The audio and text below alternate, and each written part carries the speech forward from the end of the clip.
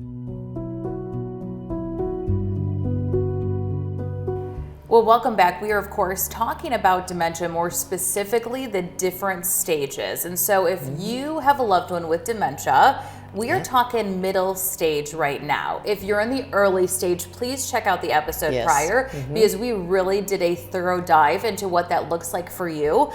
So now we're going to talk middle stages. And just like we did with early stage, we're going to talk characteristics, communication challenges, socialization, task abilities, and caregiver approach. Deb, with me, of course, as always, our expert for this Living Wisdom series. We were just chatting that this is where individuals see the most changes, right? Correct. So typically that moderate or middle stage dementia area is when caregivers will notice probably the greatest changes in their loved one. It's also the period of time, that area when we referenced earlier in our episodes about that 7-stage scale, that middle to late part of stage 4 through middle of stage 6, which is considered kind of that transitional from earlier dementia to more middle or moderate dementia. That's the time in this disease journey people will be in for the longest period of time. Okay. It's typically the time when caregivers will notice the most behavioral changes that happen. But the good news is that's also the time in the disease process when the most can be done to slow down how rapidly someone declines or progresses through the process. And so really, if you have not sought some professional guidance, this may be the time to do it if you are in middle stage, because again, that's the goal, to keep your loved ones stimulated and going to slow down the process of dementia. Absolutely. This is generally the time when keeping a loved one at home, trying to provide for care, becomes the most challenging for caregivers. Okay, well, let's dive right into it. First things first, in this middle stage, let's talk about characteristics. What are you going to see in your loved one? So one of the things I will tell people just as a general comment is if you think about people who are in this middle or moderate stage of the illness, they are who we consider and lovingly refer to as our busy people or our busy bees. This area of the disease process, these individuals who are in that stage 5, early stage 6 area have an overwhelming need to want to be busy. They feel like they still need to be working or being productive. Okay. They like being helpful. So we always encourage caregivers to use that to your advantage. And we'll talk about that a little more when we get into the caregiver approach for this stage of the illness. It's also the time in the disease process where they become more suspicious of other people. They're always kind of looking at, if this person's a stranger, why are they here? What do they want?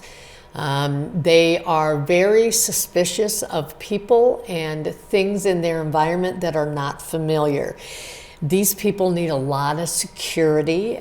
They need to be comfortable. They need to have consistency with the people in their lives, the way things are done, what their environment is. All that is very, very important.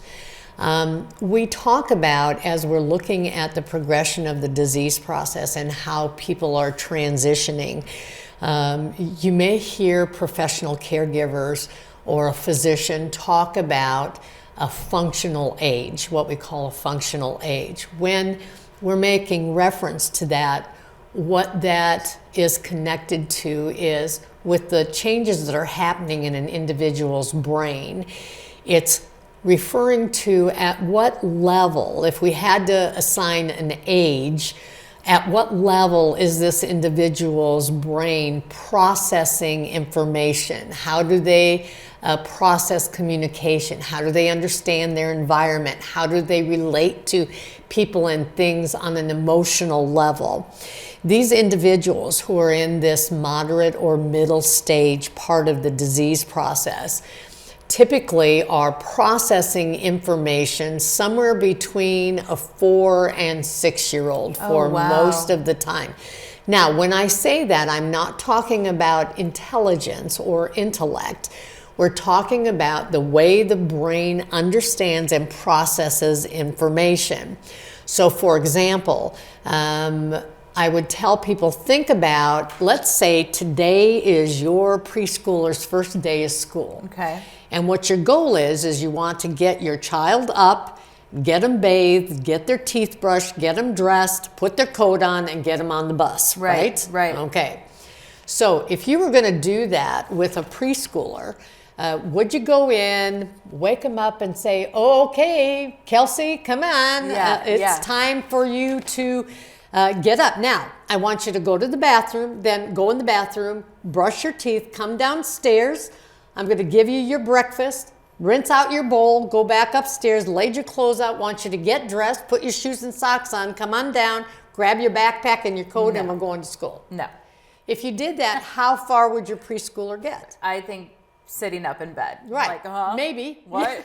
Or they might just roll over and pull their covers over your head, or you're going to find them in front of the TV watching cartoons, right? Absolutely. Yes. Why does that happen with a preschooler? Okay. That happens because it's what we call TMI, too much information. You've overwhelmed me with all these things that you're laying out that you want me to do. Okay. So when we talk about functional age with people as they're going through the dementia progression, that's the kind of thing we're referring to. It's helping caregivers understand, how do you simplify things?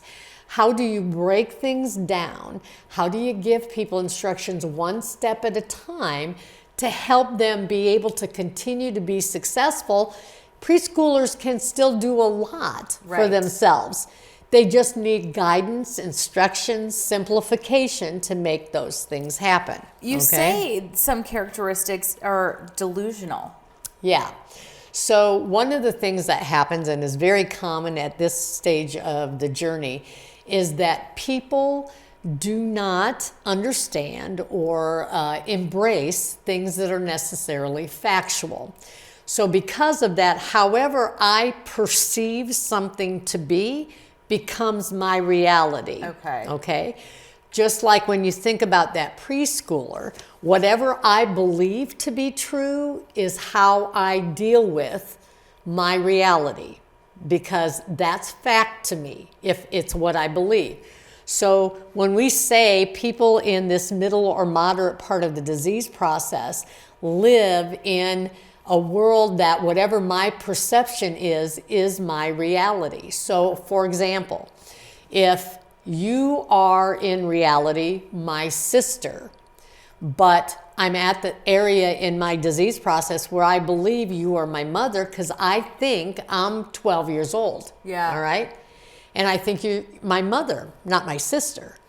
No matter how many pictures you show me, no matter how many times you tell me you are my sister and not my mother, if what I believe to be true is that you are my mother, that's how I'm going to relate to you. I'm going to call you mom. I'm going to interact with you like you're my mom. Okay, interesting. And so depending on how advanced they are in the stage 5, stage 6 area, whatever my perception of reality is what I'm going to believe to be true. Wow. Another example I can give you is, for example, in our environment here at the Living Wisdom Center, our neighbors live in small houses and function as a family inside a house. So it's not unusual that I may have an individual in this area of the disease process who walks into their kitchen and sees all these people sitting at the table eating a meal and starts yelling at people about who let all these people in my house. Why are all these people eating all of my food? Get these people out of here, because I believe, for whatever reason, this is my home. These people don't belong here. So again, how I act and interact with people and things in my environment is all based on what my perception of reality is. When we talk about communication challenges, because that's kind of the next little nugget of stuff, you say this stage you're asking a lot of why, where, what. So a lot of questions going on. So this population, these individuals who are in this area of the disease journey, they frequently will say things like, where should I go? Where am I supposed to be? What am I supposed to be doing? Because they're not able to kind of navigate through their day without some guidance and cues. Okay. It's also very common that this stage in the disease process that they will tell the same stories over and over again. They'll do what we call confabulate. And so what that means is I will make things up when I don't remember something or I can't fill in the blanks. I'm going to fill it in with however I think I need to do it. So for example, I have a lady who lives in Living Wisdom Center who is a retired school teacher. She has 3 other ladies that live in her house that she's developed a relationship with. Now, for you and I, it makes sense in our mind that if I have people living in a house with me, I must have some connection to those people. Right. Well, that's how she feels. I wouldn't live with these ladies if I didn't have some connection to them. So the way she fills in that blank about what is my connection with these other 3 ladies, she starts telling stories about these 3 ladies having been her students. She talks about how they acted up in her classroom. She talks about who she had to stand in the corner. Wow. And the beauty of it is when people with dementia live with like people in terms of level of function, they all kind of go with the flow and nobody really challenges. So now these 3 ladies are going, yeah, we did do that. We weren't always good students, but she was a good teacher.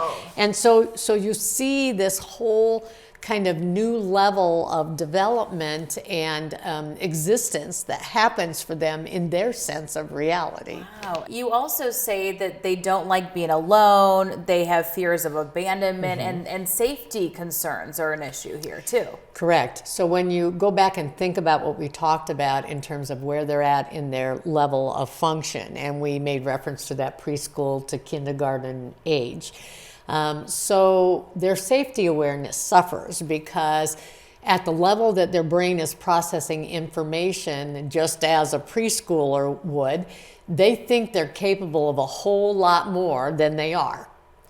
They also don't necessarily understand the ways they put themselves at risk or someone else at risk by doing something that they have limits on.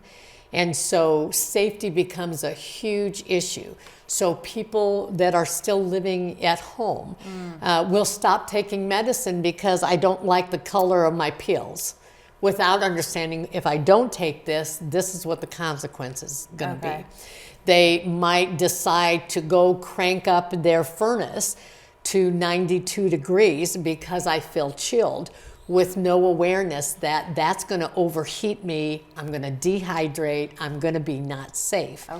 They won't know not to get behind the wheel of a car because their reaction time is slowed down. They don't necessarily understand all the nuances of what you have to do to drive safely. They can't navigate, they get lost.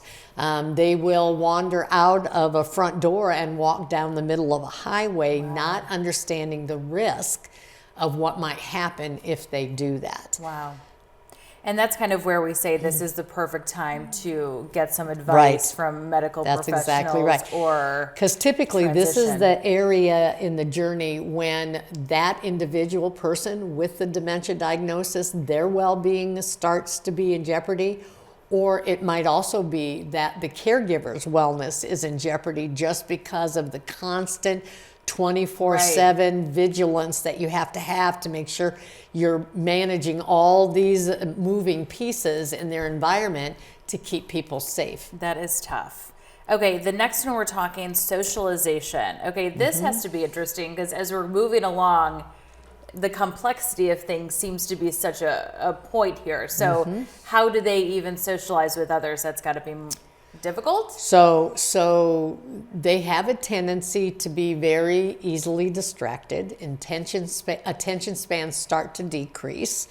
They start to get lost in anything that's too complicated. They'll just ignore it or walk away from it or not even attempt to do it if it's too much. Okay. Okay. So again, they're at a point where they don't necessarily recognize that they can't do it. They just know that whatever is happening is overwhelming them. This is the area in the disease process where they're very sensitive to things like noise and chaos.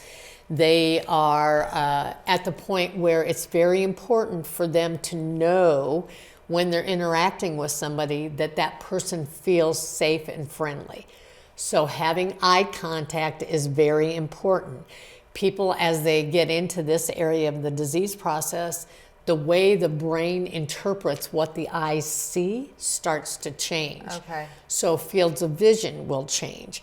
So we share with people and educate people that what happens is their eyes don't not see something, but the optic nerve and the area of the brain that interprets what I see starts to change. So my field of vision will move in to the center and up from the ground. So my field of vision starts to narrow as I progress in the disease process. So if you're working with me or you're having a conversation with me and you come up to me from behind and you reach out and touch me, I'm going to react defensively because I don't know who this is or what their intent is.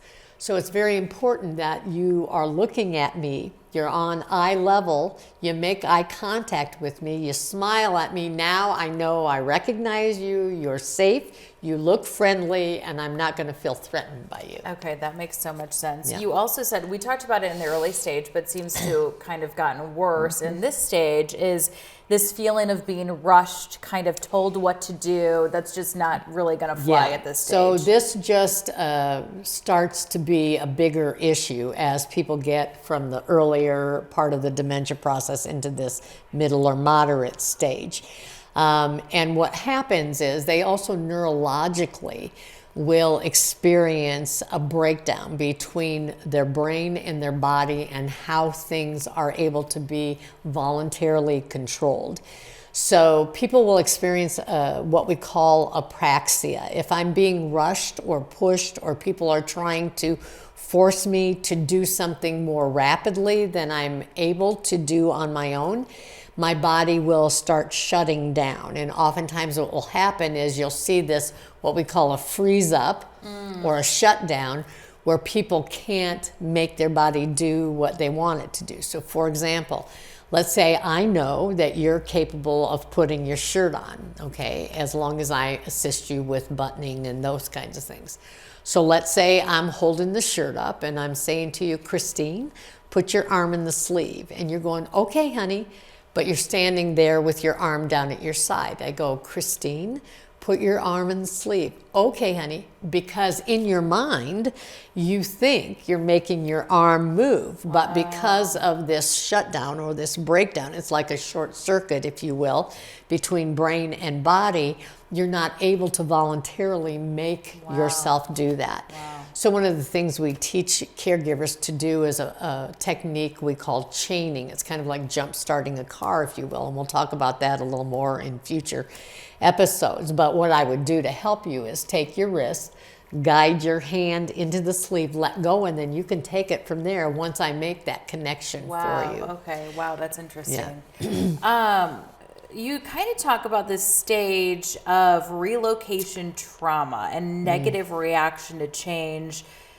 What does that mean? So for individuals who are in this middle or moderate part of the disease process, change feels very threatening. Any kind of thing that is outside whatever my consistent routine is, starts to create trauma for me. So whether that's a new caregiver. So for example, let's say I live in a healthcare facility where I have a different caregiver every day. Never know who's going to be there, who's going to be my CNA, who's going to be my nurse. Those kinds of things that are outside what my normal routine is or what I've learned to trust causes a lot of trauma for individuals. So it's very important that people are sensitive and aware for an individual in this stage of the disease process, that they have as much consistency as possible. One of the only ways we can achieve success as caregivers, whether that is as a family caregiver or a professional caregiver, is that people with dementia must feel like they have trust and relationship with the people who are caring for them. So if they don't have consistency, they don't have that trust, and then everything starts to break down. And that's when we start to see a lot of lack of cooperation, a lot of resistance to any kind of care that you're trying to provide.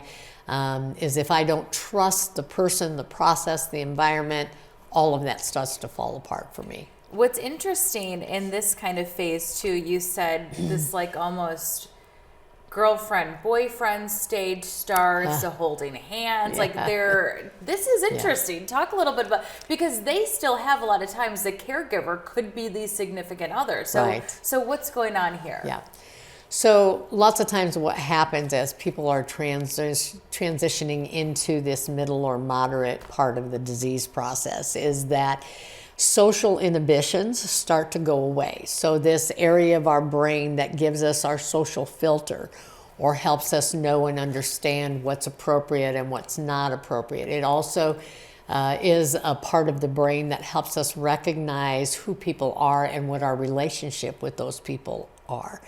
And this is kind of the stage in the disease process where people experience out of sight, out of mind kind of reality. And so because of all these things working together, the fact that people are going through this kind of reverse aging, if you will, or what we call retrogenesis in terms of the way their sense of reality changes.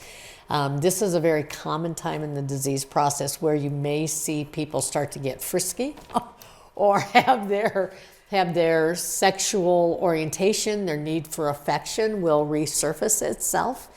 And so lots of times you'll see that display itself, particularly in communal living situations, where they will try to connect with a person in an affectionate kind of romantic relationship way. So lots of times they'll hold hands, they'll kiss each other's cheeks, they'll hug a lot, they want to sit close to each other.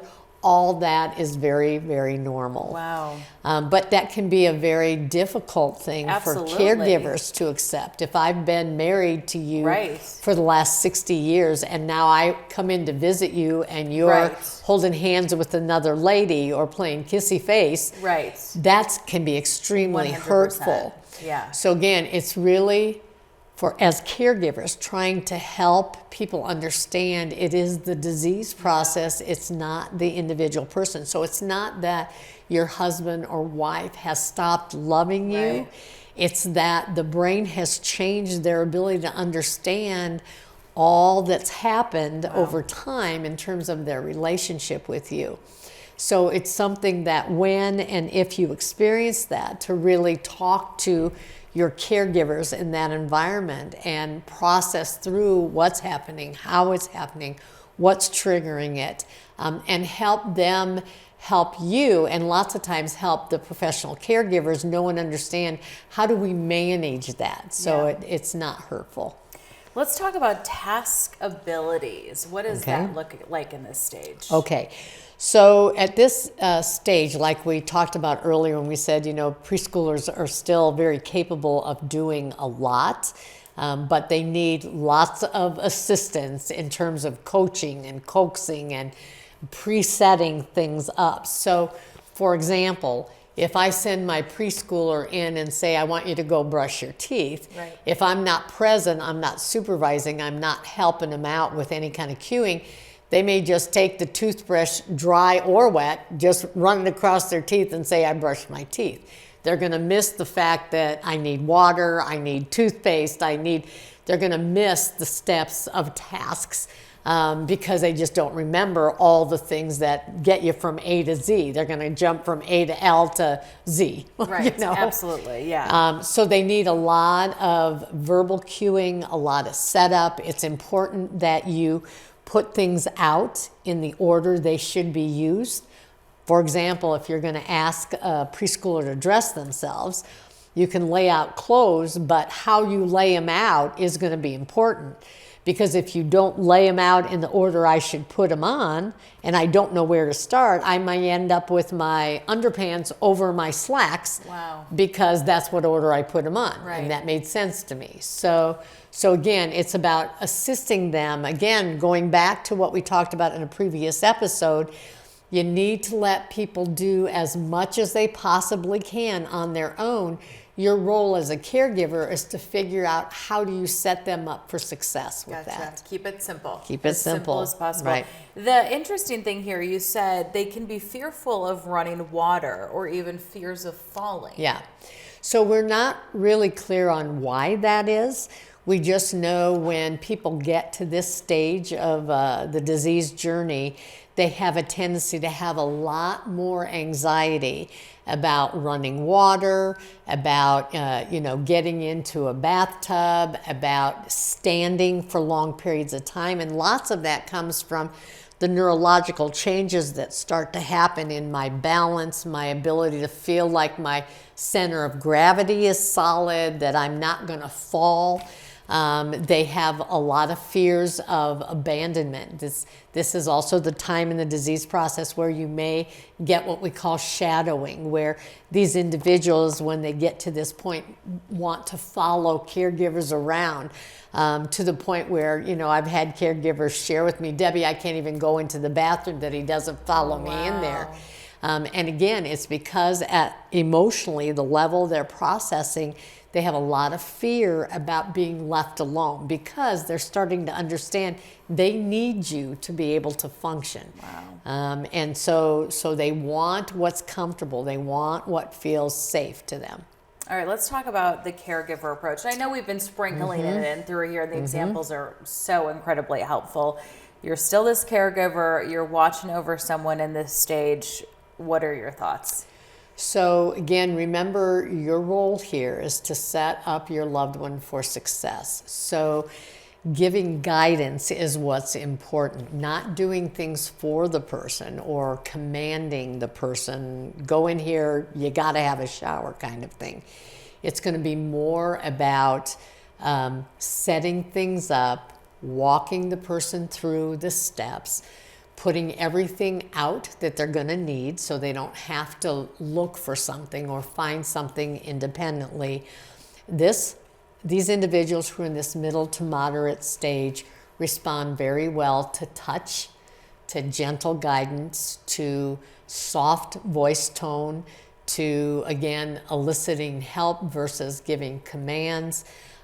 It would be, the other thing I tell people is if you have a task to do that they're not going to be really into and they don't like it necessarily, try doing something with them that's very, very fun, very pleasant, about 30 minutes in advance of that task that you're going to have to do. Because although they may not remember what you did in that 30-minute fun time frame, what stays with them is that chemical endorphin response to having done something pleasant that will help take away and help manage that negativity they feel about whatever that next task is. Makes so much sense. Yeah. Wow, we have covered so much. There's a lot to cover in this middle stage, but it's all just so important.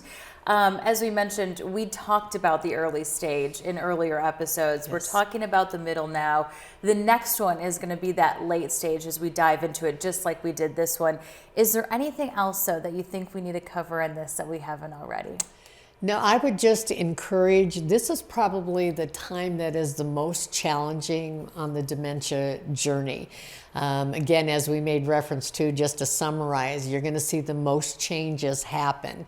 You're going to see behaviors which truly are not about individuals choosing to make your life as a caregiver miserable.